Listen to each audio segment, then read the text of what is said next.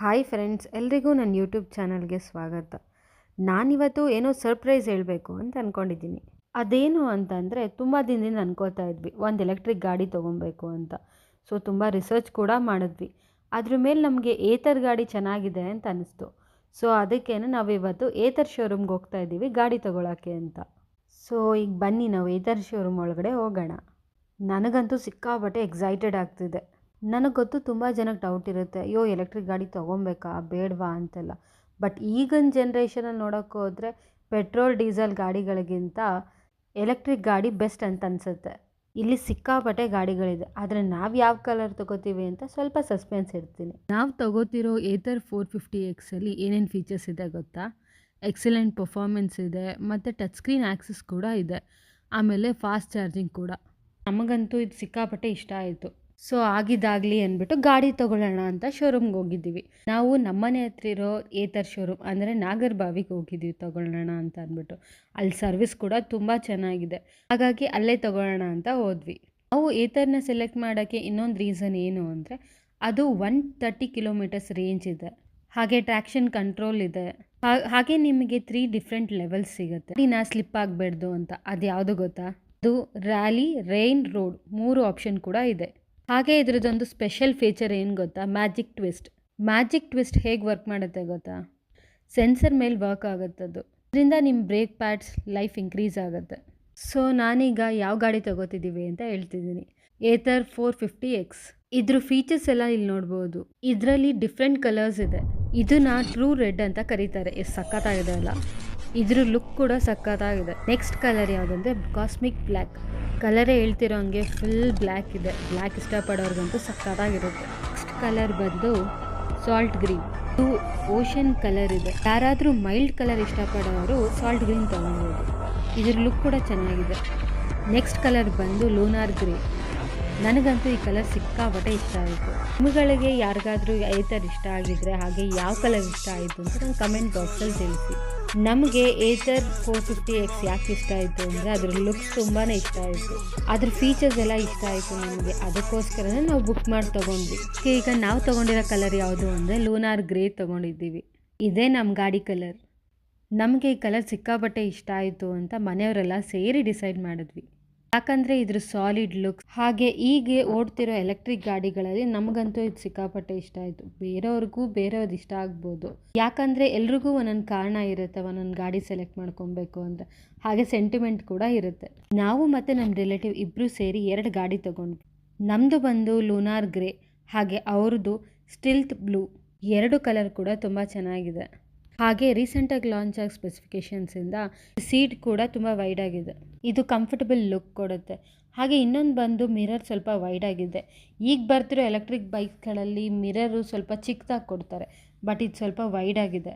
ಜೊತೆಗೆ ಈ ಗಾಡೀಲಿ ಸೈಡ್ ಸ್ಟ್ಯಾಂಡ್ ತೆಗೆದಿಲ್ಲ ಅಂತಂದರೆ ಮೋಟರ್ ಆನೇ ಆಗಲ್ಲ, ಯಾಕಂದರೆ ಅದರಲ್ಲಿ ಸೆನ್ಸರ್ ಫಿಕ್ಸ್ ಆಗಿದೆ. ಡಿಸ್ಪ್ಲೇ ಆನ್ ಆಗುತ್ತೆ, ಬಟ್ ಮೋಟರ್ ರನ್ ಆಗಲ್ಲ. ಹಾಗೆ ಇದಕ್ಕೆ 7 ಇಂಚ್ ಡಿಸ್ಪ್ಲೇ ಕೊಟ್ಟಿದ್ದಾರೆ. ಫ್ರಂಟು ಬ್ಯಾಕು ನಿಮಗೆ ಡಿಸ್ಕ್ ಬ್ರೇಕ್ ಇದೆ, ಹಾಗೆ ಅಲೈ ವೀಲಲ್ಲಿ ರೆಡ್ ಕಲರ್ ಬರುತ್ತೆ. ಹಾಗೆ ಇದಕ್ಕೆ ಗೂಡ್ ಸ್ಪೇಸ್ ಕೂಡ ದೊಡ್ಡದಾಗಿದೆ. ಏತರ್ ಒಂದು ಆ್ಯಪ್ ಸಿಗುತ್ತೆ, ಅದರಲ್ಲಿ ನಿಮಗೆ ಪೂರ್ತಿ ಎಷ್ಟು ಚಾರ್ಜಿಂಗ್ ಇದೆ, ಹಾಗೆ ಎಷ್ಟು ಕಿಲೋಮೀಟ್ರ್ ಓಡಿದೆ ಕಂಪ್ಲೀಟಾಗಿ ಡೀಟೇಲ್ ಸಿಗುತ್ತೆ. ಹಾಗೆ ಗಾಡಿ ಏನಾದರೂ ಕಳೆದೋಯ್ತು ಅಂದರೆ GPS ಟ್ರ್ಯಾಕರ್ ಕೂಡ ಇದೆ. ಈಗ ಗಾಡಿನೂ ಇಸ್ಕೊಂಡು ಈಗ ಗಾಡಿ ಪೂಜೆ ಮಾಡಿಸೋಣ ಅಂತ ಗಣೇಶನ ದೇವಸ್ಥಾನಕ್ಕೆ ಹೋಗ್ತಾ ಇದ್ದೀವಿ. ಗಾಡಿ ತೊಗೊಂಡ ತಕ್ಷಣ ಯಾಕೆ ಗಣೇಶನ ದೇವಸ್ಥಾನಕ್ಕೆ ಪೂಜೆ ಮಾಡಿಸ್ಬೇಕು ಅಂದರೆ, ಯಾವ ವಿಘ್ನಗಳು ನಮಗೆ ಬರಬಾರ್ದು ಅಂತ. ಗಾಡಿ ಓಡಿಸ್ಬೇಕಾದ್ರೆ ಆಗಿರಲಿ, ಯಾವುದಕ್ಕಾದರೂ ಆಗಿರಲಿ, ಗಾಡಿಯ ರಕ್ಷಣೆಗಿರೋ ದೇವರೇ ಅಂತ ಕೇಳ್ಕೊಳ್ಳೋಕ್ಕೋಸ್ಕರ ನಾವು ದೇವ್ರ ಪೂಜೆ ಮಾಡಿಸೋದು. ನಾವಿವತ್ತು ಶ್ರೀ ಪ್ರಸನ್ನಾಥ ಗಣಪತಿ ಟೆಂಪಲ್ ಕಾಮಾಕ್ಷಿಪಾಳ್ಯದಲ್ಲಿ ಪೂಜೆ ಮಾಡಿಸ್ತಾ ಇದ್ದೀವಿ. ನಮಗೆ ಈ ದೇವಸ್ಥಾನ ಸಿಕ್ಕಾಪಟ್ಟೆ ಇಷ್ಟ. ಇದು ಬರೋ ಗಾಡಿ ಎಲ್ಲ ಇದೇ ದೇವಸ್ಥಾನದಲ್ಲೇ ಪೂಜೆ ಮಾಡಿಸೋದು. ಇದೊಂಥರ ನಮಗೆ ಲಕ್ಕಿ ಟೆಂಪಲ್ ಇದ್ದಂಗೆ.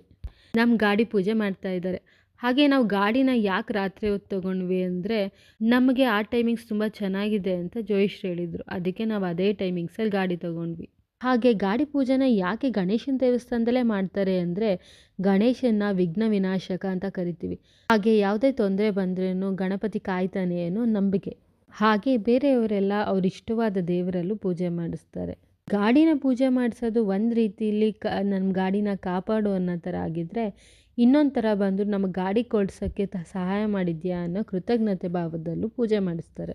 ಪ್ರತಿಯೊಬ್ಬ ಮನುಷ್ಯನು ಒಂದು ಗಾಡಿ ತೊಗೊಬೇಕಾದ್ರೆ ಅವನ ಪರಿಶ್ರಮ ಕಾಣಿಸುತ್ತೆ. ಎಷ್ಟೊಂದು ಸಲ ಒಂದೊಂದು ರೂಪಾಯಿನೂ ದುಡ್ಡು ಕೂಡಿಟ್ಟು ನಾನು ಇಂಥ ಗಾಡಿನೇ ತೊಗೋಬೇಕು ಅಂತ ಕನಸು ಕಾಣ್ತಾ ಇರ್ತಾರೆ. ಅಂಥವ್ರಿಗೆ ತನ್ನ ಇಷ್ಟಪಟ್ಟಿದ್ದ ಗಾಡಿ ತೊಗೊಂಡಾಗ ಎಷ್ಟು ಖುಷಿ ಆಗುತ್ತೆ ಅಂದರೆ ಅದನ್ನು ಎಕ್ಸ್‌ಪ್ರೆಸ್ ಮಾಡೋಕ್ಕೂ ಸಾಧ್ಯ ಇಲ್ಲ. ನಾವು ಮನುಷ್ಯರುಗಳು ಎಷ್ಟು ಸ್ವಾರ್ಥಿಗಳಿರ್ತೀವಿ ಅಂದರೆ ಬರೀ ಕನಸು ಕಾಣ್ತಾನೆ ಇರ್ತೀವಿ. ಅದು ನಮ್ಮ ಕೈಲಿ ಆಗುತ್ತೋ ಆಗಲ್ವೋ ಅದೆಲ್ಲ ನಮಗೆ ಗೊತ್ತಿಲ್ಲ. ಒಟ್ನಲ್ಲಿ ಕನಸು ಕಾಣ್ತೀವಿ. ಅದನ್ನು ರೀಚ್ ಆಗೋವರೆಗೂ ನಮಗೆ ಸಮಾಧಾನನೇ ಇರೋದಿಲ್ಲ. ನನಗೆ ಈ ಟೈಮಲ್ಲಿ ಶ್ರೀಕಾಂತ್ ಭಟ್ ಅವರು ಹೇಳಿರೋ ಮಾತು ನೆನಪಾಗ್ತಿದೆ. ಕನಸು ಕಾಣಲು ಕೊಡಬೇಕಿಲ್ಲ ಹಣ, ಅದನ್ನು ನನಸಾಗಿಸಲು ತೊಡಬೇಕು ಪಣ ಅಂತ. ಯಾಕಂದರೆ ಕನಸನ್ನು ಕಾಣೋದು ತುಂಬಾ ಈಸಿ. ಆದರೆ ಆ ಕನಸನ್ನ ನೆರವೇರಿಸಬೇಕು ಅಂದರೆ ಸಿಕ್ಕಾಪಟ್ಟೆ ಕಷ್ಟ ಆಗುತ್ತೆ.